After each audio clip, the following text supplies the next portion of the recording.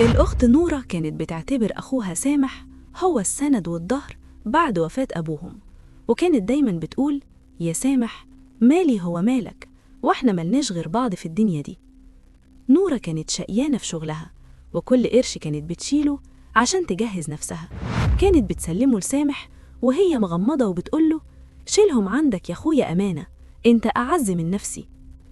سامح كان بياخد الفلوس ويحلف 100 يمين إنه شايلهم في البنك باسمها، وكان دايما يمثل إنه مخنوق ومحتاج مصاريف للبيت، ونورة تديله من لقمة هناها. وفي يوم ابنه الصغير كان بيلعب بكورة وخبطت في صندوق خشب قديم كان مدهون بوية سودة ومحطوط فوق الدولاب في أوضة سامح. الصندوق وقع واتخبط في الأرض، وحتة من البوية السودة قشرت، والصدمة كانت بشعة.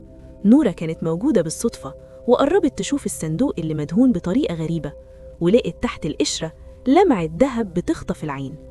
فتحت الصندوق والدم نشف في عروقها، لقت سبايك دهب وعقود ألماظ شريحة سامح بفلوس شقاها وتعب السنين، وكان داهن الصندوق أسود عشان يبان إنه كركبة ومحدش يفتحه.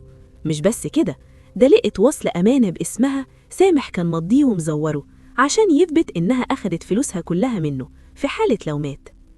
نورة القلب اتكسر 100 حتة، والدموع كانت بتنزل زي النار وهي بتشوف غدر السند اللي كانت بتنام وهي مطمنة ليه. سامح دخل الأوضة ولقاها ماسكة الصندوق، حاول يمثل إنه كان بيستثمر لها الفلوس، بس نورة بصت له بصة وجع وقالت بصوت مشروخ: الدهب اللي انت دهنه اسود عشان تداري سرقتك بقى هو اللي كشف سواد قلبك يا سامح.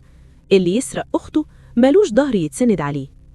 نورة أخدت حقها بالقانون، وسامح وشها بقى زي الكفن قدام العيلة والناس، والكل عرف إن الخيانة لما بتيجي من الدم بتبقى جرح ملوش دوا. نورة عرفت إن الدهب ما بيصديش، بس القلوب هي اللي بتصدي لما الطمع يعميها.